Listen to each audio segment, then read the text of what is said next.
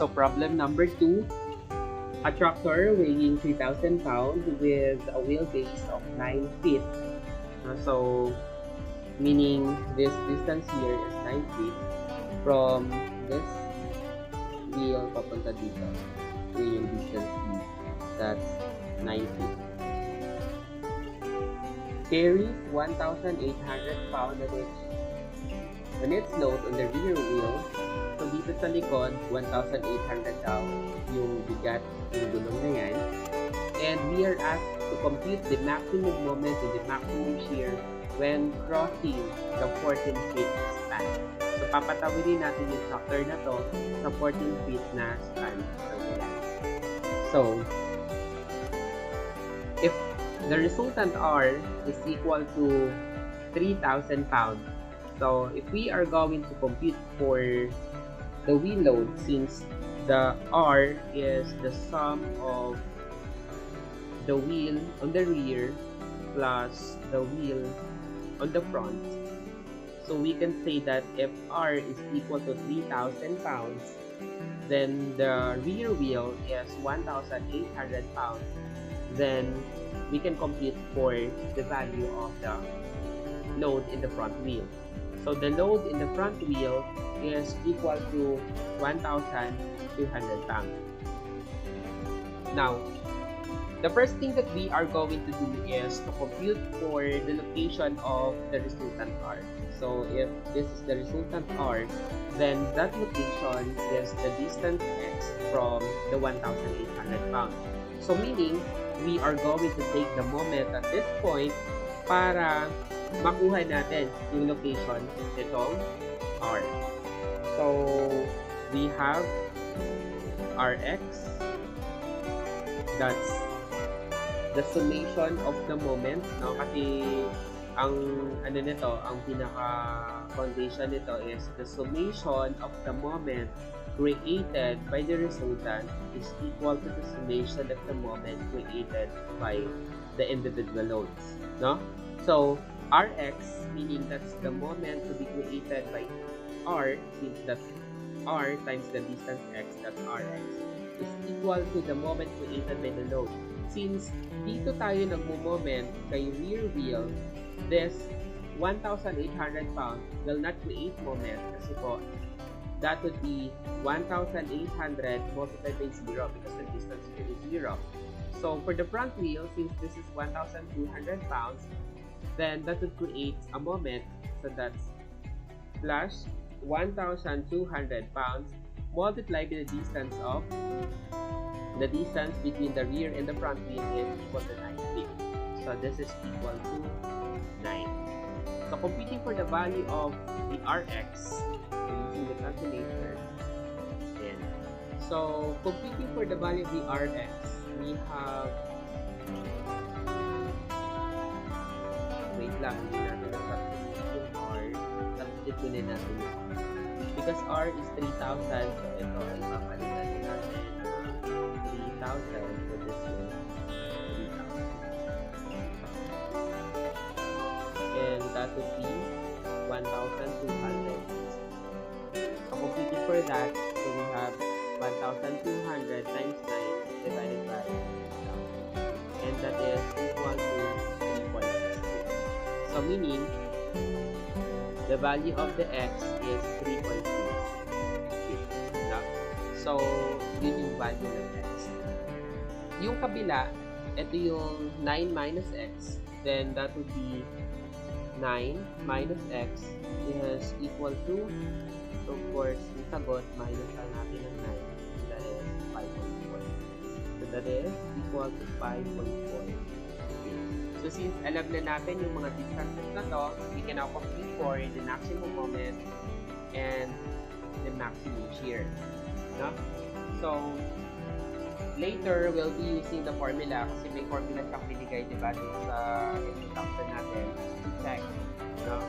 So, yun kasi yung, yung shortcut. Pero dito muna tayo sa definition. Gagamitan natin sa definition. So, theoretically, if this is the rear wheel, which is 1,800 pounds, tapos distance x here is 3.6. So, sa distance na 3.6, doon naman natin makikita yung resultant r, which is 3,000. And then, at a distance of 5.4, doon naman natin makikita yung front wheel, which is 1,200 pounds. And then, of course, the total distance between the front wheel and the rear wheel is 9 feet. Ayan. Tapos ito yung gagamitin natin in computation. So, from the definition, the first thing that we are going to do is computin muna natin yung maximum moment under the rear wheel. So, papatawirin natin to sa 14 feet. Sabi sa problem, that's 14 feet. So, 14 feet yung span. This is the total of 14 feet. Yan. And then, ilalagay natin, of course, yung center line. So, nandito yung center line. If that is the location of the center line, of course, we have 7 feet dito sa kaliwa, 7 feet din dito sa kanan. And, ito natin siya ilalagay. Ilalagay natin siya kalahati, no? Kasi kung ang ini-investigate natin is the 1,800 pounds, so, we are computing for the maximum moment under the rear wheel. So, that would be the scenario. Ilalagay natin kalahati ng 3.6. So, kalahati ng 3.6 is 1.8 from here and 1.8 here. So, dito natin ngayon ilalagay yung front wheel, which is 1,800, and then at 1.8 meter sa right side ng center line, ay dito naman natin ilalagay 3,000, which is the resultant. And 5.4, no? At a distance of 5.4 from, kasi at the distance of 5.4, doon natin makikita si 1,200. So, doon naman natin ilalagay si 1,200. Now, let's see kung lumabas na ba siya ng span. So, you have 5.4 plus 1.8. That's a total of 7.2. No? So, meaning, hindi pala siya sa loob, nandun siya sa labas. Kasi, eto, kung titingnan natin, 7 feet lang po. Pero, ang total, the total of 1.8, and this 5.4 is 7.2. So, meaning, may lampas na 0.2, etong 1,200 na to, is not found here. So, i-move natin siya. Nandito pala siya sa labas. That's 0.2 meter from this point. No? So, yun yung sinasabi ko kanina. You are investigating this load here to create the maximum moment, pero itong 1,200 na to ay nasa labas na siya ng span. So, since nasa labas na siya ng span, we will now consider this as a single moving load. So, gagawa ulit tayo ng panibagong beam. Ayan. Wherein, if this is the location of the center line, so we have here 7 meters to the left, 7 meters to the right, because we have the total of 14 feet per span. This 1,800 now will be placed in the center line mismo. Kasi po, pag dito natin nilagay yung 1,800, that would be the location na mag-create siya ng maximum moment. So, dito you have your reaction 1, and then here you have your reaction 2. If this is 1,800 pounds. So since nasa midspan siya, paghahatian lang yung R1 at yung R2 yung load. So therefore, this would be 900 and this would be 900. 900 sa kabila, 900 sa kabila. Then, if we are going to compute for the maximum moment, mamimili ngayon tayo. Saan tayo magmo-moment? Sa left side ba? Dito ba sa left side ni 1,800 o sa right side ni 1,800?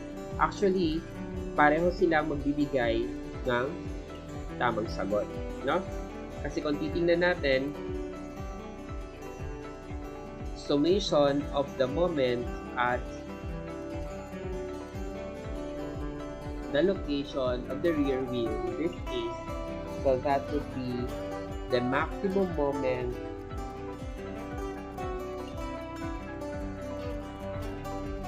to the left muna tayo ha, to the left of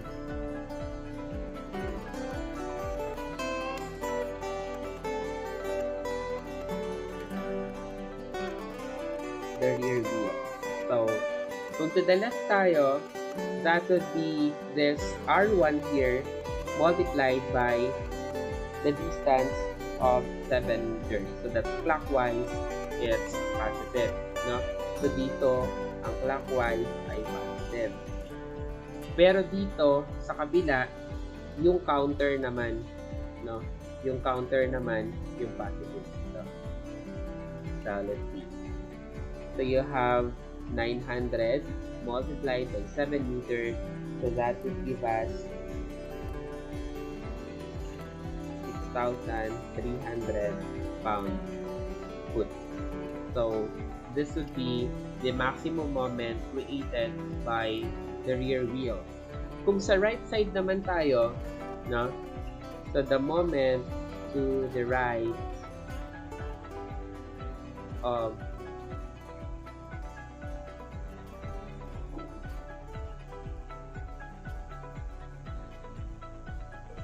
the rear wheel, so that would be 900 times 7 also, because this 900 here multiplied by 7. So pareho lang po yung sagot nun. Actually, the sign convention only differs. So with this, you have 6,300 pound foot din na sagot.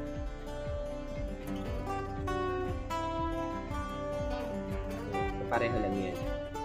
Ngayon, ang gagawin lang natin, mamimili lang tayo whether sa left side tayo o sa right side tayo. So, may mga instances kasi na kapag marami yung gulong sa kanan, doon tayo sa kaliwa. Kung saan tayo sa location na mas konti yung mga forces para mas madali siya makompute. Pero, pareho lang naman yung sagot. Okay?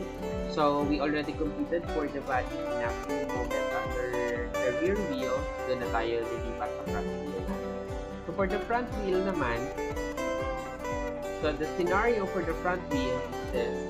Since siya ay may distance na 5.4, dito na tayo, 5.4, hahatiin natin sa 5.4. So, we have here 5.4 divided by 2. And that is equal to 2.7. So, 2.7 sa kaliwa, 2.7 sa kanan. Lalagay natin dito, we have our center line first. Hindi naman siya mukhang center line. So, that's the location of the center line. And, ilan na yun? That's 2.7. So, 2.7 tayo sa kaliwa, 2.7 tayo sa kanan.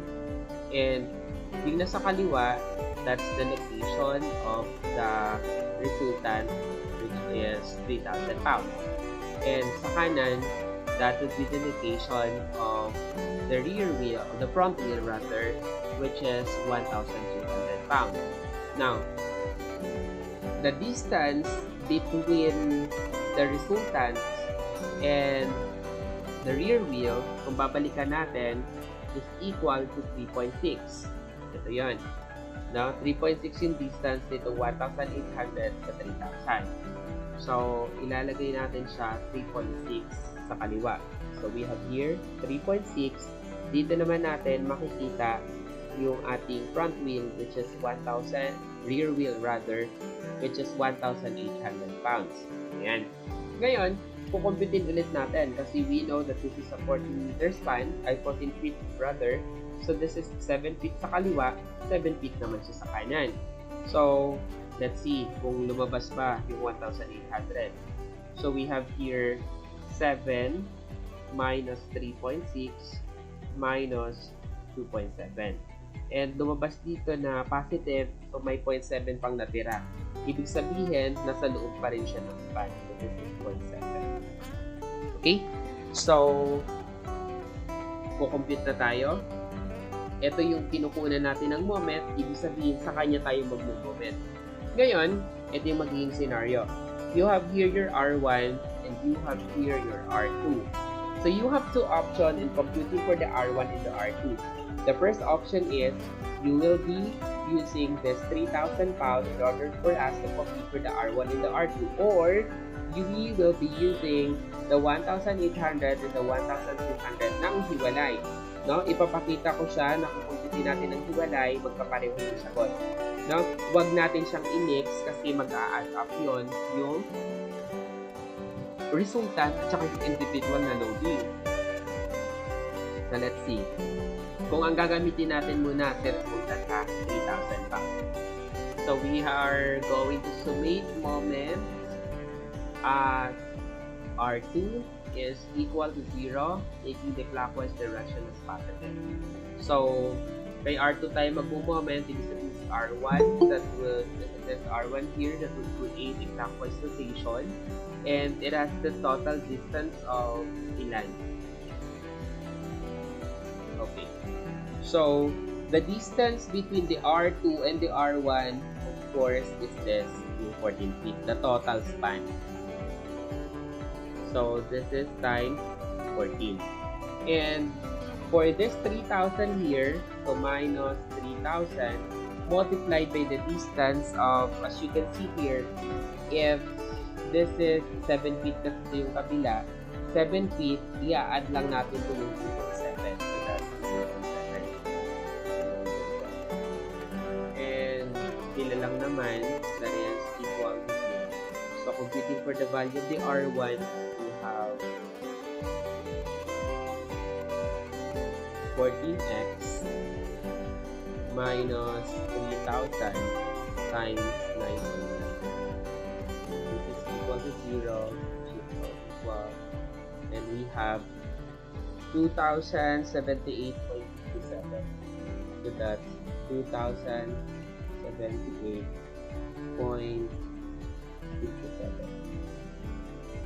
pounds. So, solving for the value of the R2, solution of the force is vertical is equal to 0, in the upward direction is positive. So, R1 natin ay 2,078.57, minus natin yung 3,000, and then yung R2 plus, kasi upward siya, is equal to 0. So, computing for the value of the R2, we will just subtract our answer, no? So, we have the 3,000 minus 2,078.57, and that is equal to 921.40. So 921.40 pounds. Okay, so this is our answer if we are going to make use of this 3,000 pounds, no? What if ang gagamitin natin ay itong 1,800 at saka yung 1,200? Papakita ko lang na pareho dapat yung sagot. So, summation of moment at R2 is equal to 0, taking the clockwise direction as positive. So, the first one that will create the moment is the R1. That's R1 multiplied with the distance of 14 feet. And then this 1,800 here, that will create counterclockwise rotation, so minus 1,800. And that distance is actually, may bawas lang na 0.7 to 14. So, that's 13.3. Pero kung i-check natin dito sa kabila,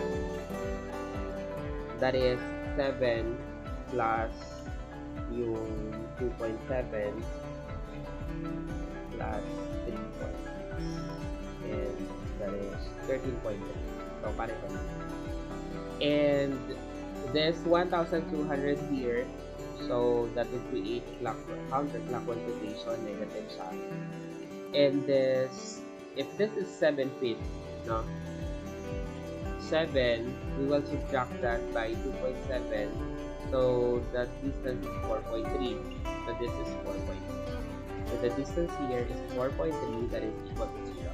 So dapat ang lalabas dito na R1 is the same as our answer dito sa isa.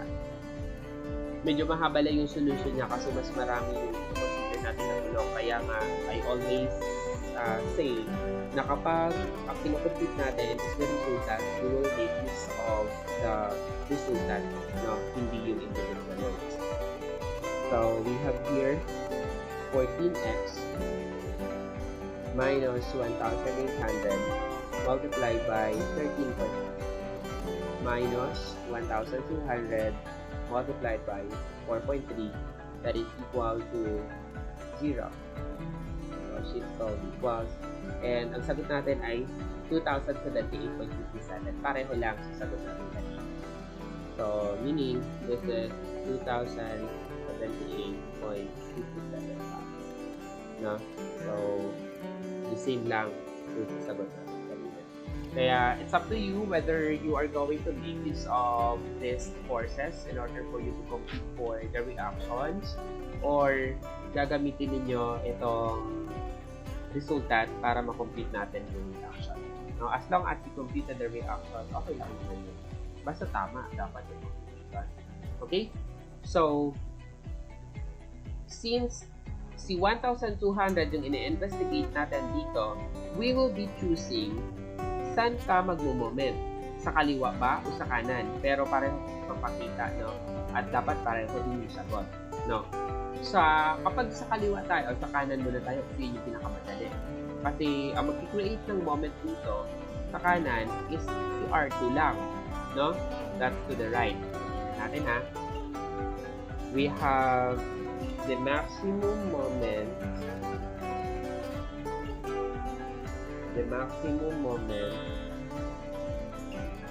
under the front wheel. Nasa front wheel na tayo. So, that would be the moment to the right of the front wheel. So, to the right, that is the R2 times the distance 4.3. No? So, 4.3 times R2. And the value of the R2 here is 921.42. So, we have here 4.3 times 921.43. So, we have here 4.3 times 921.43. And that is equal to 3,962.62. So this is 3,962.15. That's pound foot. Okay? So this is now the maximum moment created by the front wheel. So, kaya kung titingnan natin, paano kapag ang gagamitin ko ay to the left? So, dapat pareho yung sagot dito. We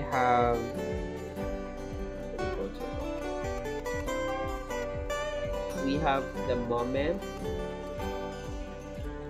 to the left of the front wheel.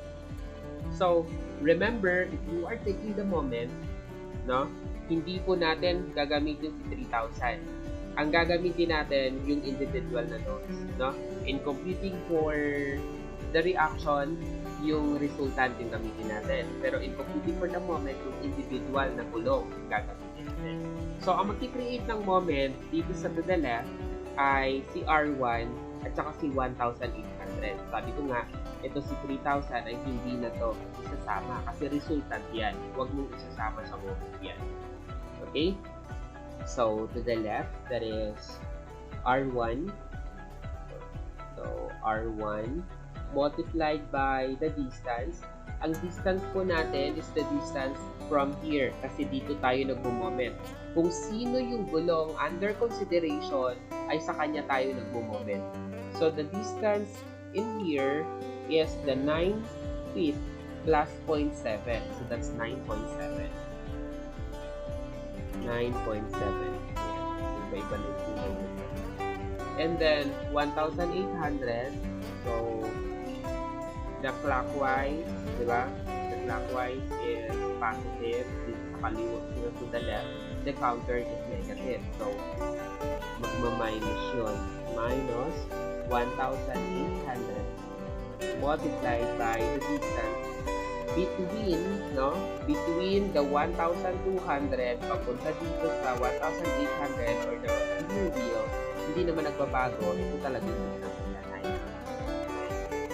So, let's see. If the value of the R1, substitute ko na lang dito para hindi na natin silat ulit. If the R1 is 2,078.7. So, let's see. We have 2,078.57 times 9.7 minus 1,800 times 9. And that is 3962.13. No? So dito 3962.15. 3962.13. Konti lang naman yung difference. Pound. No? As you can see here, we have the same answer to this. So it's up to you whether you are going to make use of the left or the right. Pareho yan. No? It is just the matter of round offing kasi other rounds natin ng numbers. So, kung gusto mong magsakot talaga siya na equal itong moment natin sa kaliwa maging sa decimal places, what we are going to do is, syempre, habaan mo pa to yung value ng R1 and the R2 para mas maging accurate itong mga to. Pero, that would be enough, 3962.1. So, yun na naman nakalagay sa handouts sa inyo, 3962.1. Okay, so, what if we are going to apply the formula? Kasi we have the formula. Balikan natin yung formula kanina. Sabi dun sa formula, this one.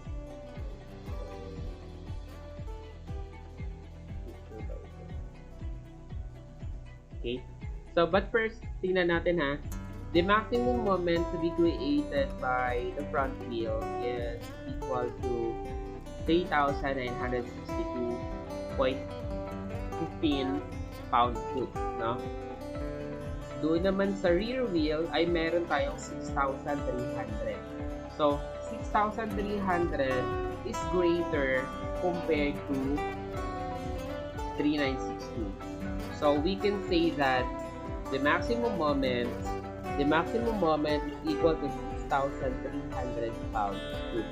Na kung saan, ito yung naging sagot para doon kay rear wheel na 1,800 pounds. Kasi nga sabi, yung gulong na pinakamabigat, usually siya yung nag-create ng maximum. So, what if we are going to make use of the formula in order for us to compute for the maximum moment? So, with this, yung P natin is 3,000 pounds. Yung PS natin, yung smaller, that's 1,200 pounds. And then, yung distance, yung isa sa pagitan ng dalawang gulong, that's 9 feet. And the L is the length of the span, that's 14 feet. So, kompleto naman na yung kailangan natin, substitute na natin. So, we have here M max is equal to, so this is using the formula, using the formula, then dapat mapalabas natin para isa. So, ang P, that's 3,000 pounds The L is 40 feet. Tapos, si smaller is 1,200 pounds. And the distance is 9 square over 4 multiplied by 3,000 pounds multiplied by 14 feet. No? So, the maximum moment is equal to, let's compute. We have here 3,000 times 14 minus 1,200 times 9 square over 4 times 3,000 times 14. And the answer is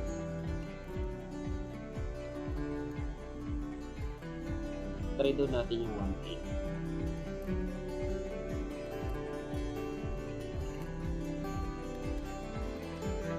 3962. This 3962 here, ito yan, no? Yung 3962 yung na-compute natin kanina. Pero bakit din sa maximum? Wait lang. Naalala ko. Hindi pala lalabas na pareho yung sagot. Kasi po, naalala ko yung kanina. Nag-create tayo ng maximum moment na 6,300 for the single moving load. So, walang kinalaman si smaller. Walang kinalaman si smaller na load dito sa computation kasi na-compute natin yung 6,300 nung time na siya ay nasa labas. Ito, kanina. Yan. Nasa labas kasi siya. Kaya hindi siya mag-create ng maximum moment gamit yung formula na yun. So, you should not always rely on the formula. Kasi yung isa, for this part, ito to, lumabas naman siya kanina gamit yung formula na to kasi ang ginawa ko dito, you have the Mmax, yung maximum moment to be created by the other wheel or the front wheel. Ito yon, PL minus bigger load multiplied with the distance square over 4PL. Pero in this scenario kasi, yung dalawang load ay nakasakay, no? Nakasakay sa span, kaya lumabas yung sagot. Pero ito, hindi niya napalabas yung 6,300 kasi po, itong smaller na load is not on the span nung sa scenario nung maximum load natin. This 6,300 was computed as the single moving load to create the maximum moment. No, so that would justify bakit yung sagot using the formula. Okay, so let's continue. If we are going to compute for, tanggalin ko na to kasi hindi naman pala siya magagamit yung formula. Kasi ang maximum moment natin is computed as the single moving load. Yung load na kasama sa dalawa. Okay, so drawing natin ulit yung scenario. This is 1,800 pounds. Tapos, at the distance of 3.6 tapos 5.4 sa kapila.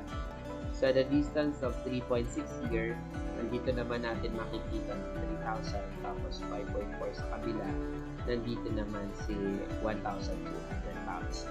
So, ang gagawin natin ay ilalagay na natin sa span in order for this to create the maximum moment or the maximum shear rather. So, this is 14 feet on a span.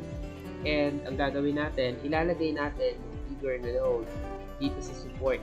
Kung ilalagay natin siya sa kanan, hindi si 1, 2 na sa labas. So, dapat ilagay natin siya dito sa left sa support para nandito si 1,800. Tapos, at a distance of 3.6, of course, nandito si 3,000. And then, in here, si 5.4, nandito naman si 1,200. And alamin natin kung ilan yung natira doon. So, 5. Kasi, this is 9. plus 5. So, if this would be the scenario, what we are just going to do is to compute lang, no? Compute lang po natin yung reaction natin.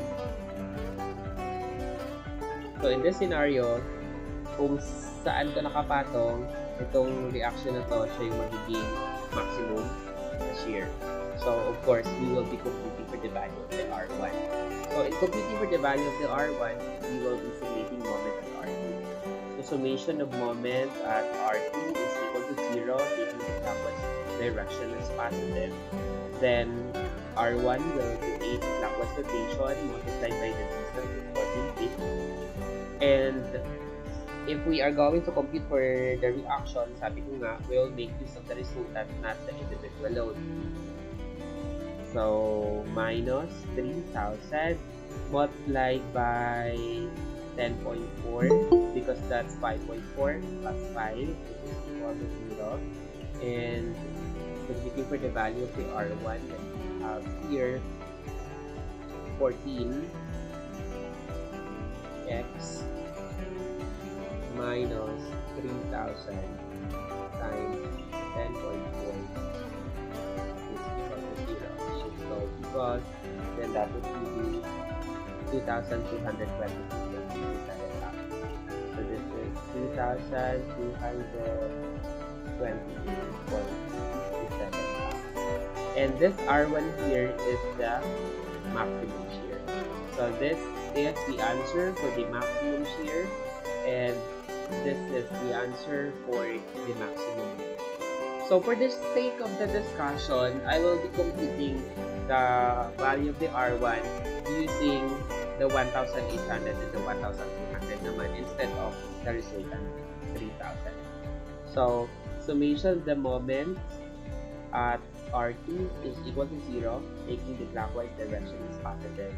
Then R1 multiplied by 14, and 1,800, that's negative because that will create counterclockwise rotation, multiplied by 14 also. And the 1,200 is negative also because counterclockwise siya, multiplied by 5 is equal to 0. So computing for the value of the R1, which is the maximum shear. So we have 14x minus 1,800 times 14 minus 1,200 times 5 is equal to 0. Shift out because, and we have here 2,228.67. So pareho lang sa and medyo mas mahaba siya compared dun sa kanina. Kaya nga sinasabi ko, if we are going to compute for the reaction, we will be using the resultant, not the individual loads. So, isipin natin kung meron tayong 10 loads, no? Pwede yung 10 loads. So, why not take of the resultant na isa na lang? Okay? So, this is the answer for our problem number 2. And meron pang questions before we are going to proceed with our problem 3. May clarification ba? Yes. Pag dun sa di ba binigay po sa yung yung dalawang kulong. Hinihingi po yung sabi natin yung sa computer. Pero hindi binigay yung diagram kung nasa kaliwa ko. Apo. Kami na po bahala. Okay lang. Kami na po bahala. Ikaw nang bahala. Kasi kaya namang computing yun eh. Kahit na, kumbaga, kasi ang nangyari kanina, yung mas mabigat na gulong nandito sa 1,000. Diba? Tapos, of course, nandito sa 1,000. Ngayon, kapag dito natin nilagay yung 1,200, tapos dito naman natin nilagay yung 1,800. Yan. Tapos, pareho lang. Kumbaga, yung solution natin kanina ay mag-mirror lang siya. Para yun siyang, ganito yung mangyayari. Diba, na-complete mo na to yung X. Yung kanina, 3.6 ba yun? No? So, ang gagawin mo, since nandito yung location ng resultant or yan, ilalagay na natin siya ngayon sa P. Ito na yung scenario niya. Kumbaga parang sinalamin mo lang yung solution natin kanina. Nandito ngayon si R na 3,000, 1.8 to. Tapos, nandito ngayon si 1,600. And then, computing for the value of the distance rather of 1,200, lumabas dito, nandito na si 1,200. Ang scenario natin kanina ay ito. Nandito siya, this is the center line. Ganito yung scenario natin kanina, oh. Nandito si 1,800, ito yung 1.8, ito yung 1.8. Tapos, nandito naman si 3,000. Tapos, nandito ngayon si 1,200. Nasa labas siya. No? Kung titingnan natin, para itong mirror line, oh, pareho lang po magiging sagot ko. So, ang tendency, si 1,800, ilalagay pa rin natin sa center line para mag-create siya ng maximum moment. So, there is, kumbaga, there is no way na magkamali ka kung ang sakyan mo ay dinesign mo na papuntang kaliwa o papuntang kanan. Kumbaga, orientation lang sa dinesign. Sir, tanong ko ba, sir, yung paano sa pag-moment, sir, hindi consider yung direction counter sa yung negative sa positive. I-consider mo naman, pero kapag ito, di ba, ito yung gulong, let's say, dito tayo nag-moment. Kung dito tayo nag-moment kay 1,800, pag tinik natin yung kaliwa, yung clockwise natin dyan, pero pag dito tayo nag-moment sa kanan niya, yung counter mo naman dyan. Pareho yung sagot niya. Pare po, sir. Yes po, pareho. Kaya ito ako kanina. Ako. Wait lang. Saan ba ako?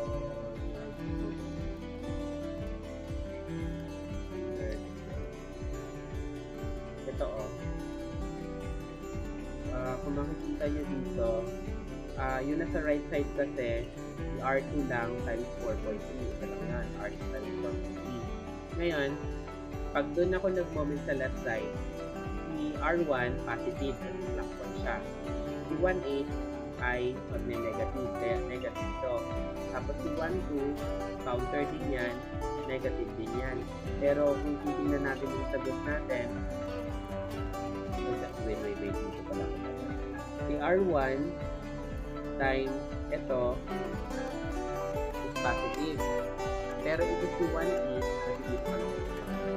Si 1.8 ay makikita ng counterclockwise kaya di minus. Pareho naman yung sagot, 3,960.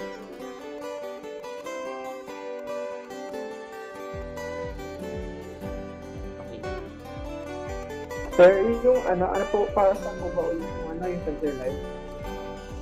Yung center line po, palagi po siyang gitna ng beam. Let's say, hindi 40, kasi 40 yung sample natin kanina. Halimbawa, yung span ay 10 meters. Say, 10 meters. So, ibig sabihin, mayroon tayong tulay na may haba na 10 meters. No? Side view to, so side view. 10 meters yung haba. Yung center line po, yung span, kalagitnaan ng tulay. Doon natin ilalagay ito. Kasi siya yung ginagamit natin para paglagyan ng load na ini-investigate natin at nung resultant. Kasi dapat kalahati. Sa tools po ba, sir, yung center line dapat din yung moment? Sa ano po? Sa center line po ba dapat yung maximum moment? Kapag yung pinag-uusapan natin ay more than, or let's say 2 or more na gulong, yung center line dapat nasa gitna siya nung load, nung gulong na ini-investigate natin at saka ng resultant. Pero kapag single moving load, ilalagay mo automatic sa center line yung single moving